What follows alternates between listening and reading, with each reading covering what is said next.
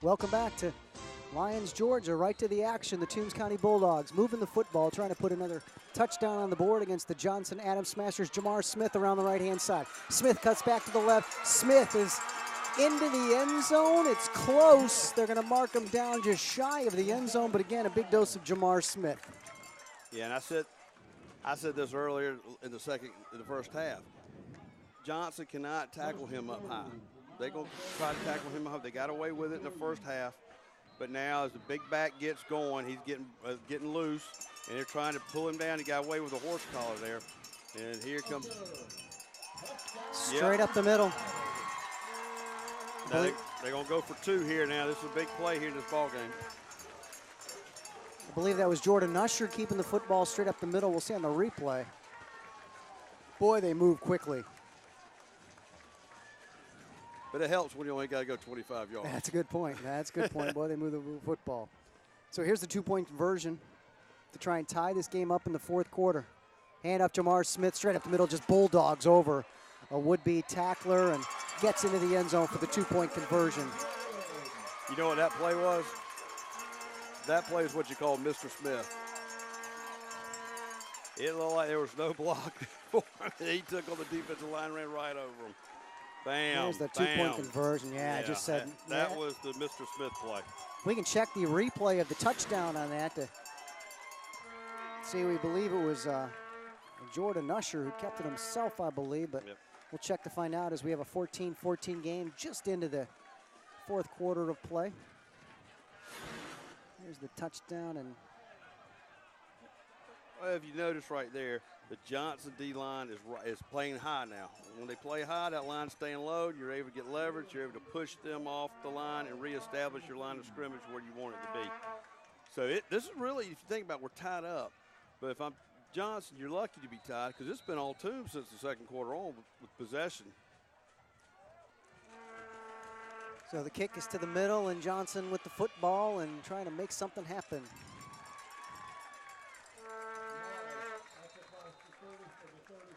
Well, Johnson's going to get their best field position here in a while. Dushad Morris, but he's down. Looks like he's cramped up. He's playing both sides of the ball, special teams. I mean, he's been a lot on that field. He is a definite warrior for Johnson. Not a good sign there for the Adams Smashers with Dushad Morris down. Hopefully it'll just be a cramp. He'll be able to get back out onto the field.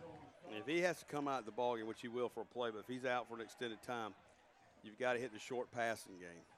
Hey, next week we're going to be taking the show to Garden City Stadium, an independent school matchup. The Bethesda Blazers, head coach Antoine Turner always does a fine job with that football team, and Bethesda will take on the Memorial Day Blue Thunder, defending Giza, Georgia Independent School Association state champion. So it's Bethesda and Memorial Day live from Garden City Stadium. We'll have that for you next week on the WSAV Thursday Night Blitz Game of the Week, the third of 11 live high school football games. We'll be bringing to you the ticket. AM 900 Seth Harp will join me in the broadcast booth for the Independent Showdown. Again, here we are live at Lions, back to the action, set to go. Mark Stroud joining me in the broadcast booth tonight. I'm WSAV's Ken Slats. We can't thank you enough for joining us, and we'll see what the Johnson Adams Smashers can do and try and move the football. Baby steps, need to get a first down first. Try and run a stunt play around the right-hand side, running the wrong way, and stuffed. Just nowhere to go for Darius Miller, and a loss of maybe 7-8 yards on the play. That was another great play by Cole Dowd. He's had several plays here that have been very good. He chased him, made him turn direction, and when you're back and you turn direction, you've got everybody coming for you. And there's a penalty. Yeah, I believe that's what they're going to call. Let's listen in on the officials. Hey, still going to be second down now, okay? That's dead ball play. Yeah, but it's not going to make first down. So you're going to get 15 yards, okay? All right.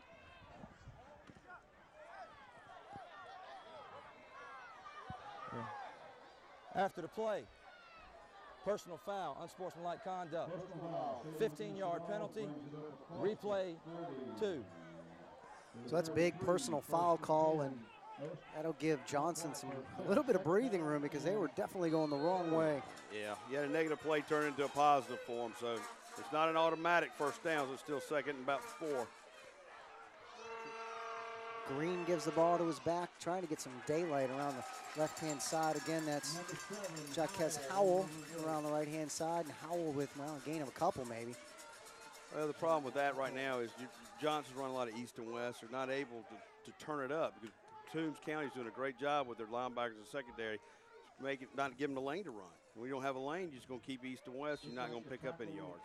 Coaches must have picked up something halftime or so of the linebacking core for Toombs County. They haven't thrown the football a lot. I thought we'd see a little more of a slant type, know, in the linebackers area, but they haven't been able to do that yet.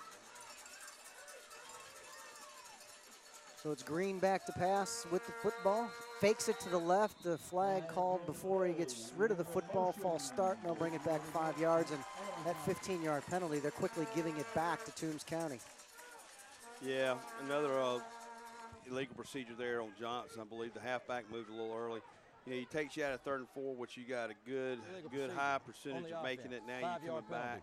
Replay. About 3rd and 9, 3rd and 8. You know, the percentage of picking that up in high school is not very good. And if Toombs can get this defense off the field and give it back to their offense, they've got a good shot at scoring again. So we have 10 minutes to go. 4th quarter play. We're all tied up at 14. A thriller in Lions, Toombs County and Johnson.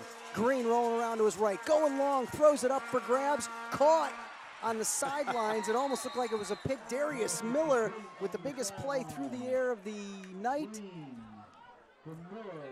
35 yards on the play. Well, that's just a good job here of keeping the play alive. Throws it up here, and as receivers, when your quarterback's scrambling, you want one to go deep, you want one to come back to the football, and that's what Miller did. He came back to the football and was able to get the reception, which led to that Johnson first down, which they needed badly.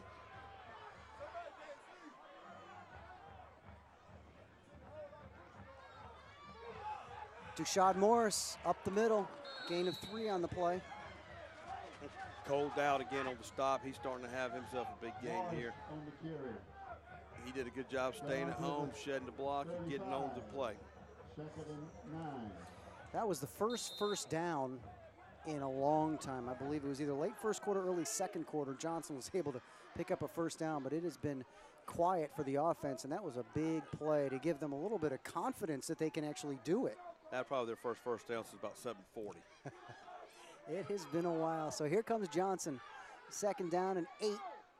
Dushad Morris up the middle. Morris leans forward for a gain of 3. It'll be a 3rd and mid-range. Just like Toombs gives you a steady dose of Jamar Smith. Coach Tedder Johnson giving you a steady dose of Dushad Morris here. He's a senior, he's a veteran, he's a great leader on the team, and you know they want the ball in his hands at this time. Sooner or later, if they're going to get anything of that passing game going, they're going to have to rely on Darren Moore and Jarius Armstead, Darren Handy, Trevor Tatum, and Jason Wilson, those offensive linemen for Johnson. I'm not sure if, you know, they've been able to let pressure get through, but if they can give Green some room, we can see that he can go to work. He's definitely got a good arm. He doesn't need a lot of room. He's quick, too. He just needs a little crease. Plenty of time. Going long down the left-hand side. He's got a man open, but overthrows him. Again, he was trying to look for Darius Miller, and he was open, just well overthrown, and there's a flag on the play as well. Yeah, they ran right there what we call a wheel route. Miller was on the second inside receiver, ran an out, then he went Illegal up. formation on the offense. He was wide open, just overthrown. He got illegal procedure, and they'll decline it, I'm sure. Illegal formation on the offense. Penalty is the last time I did a game with you last year at down. Liberty County with Johnson, we had a lot of flags. We did. Yes, we did. And it was early in the year, so I mean, we call it because it's early.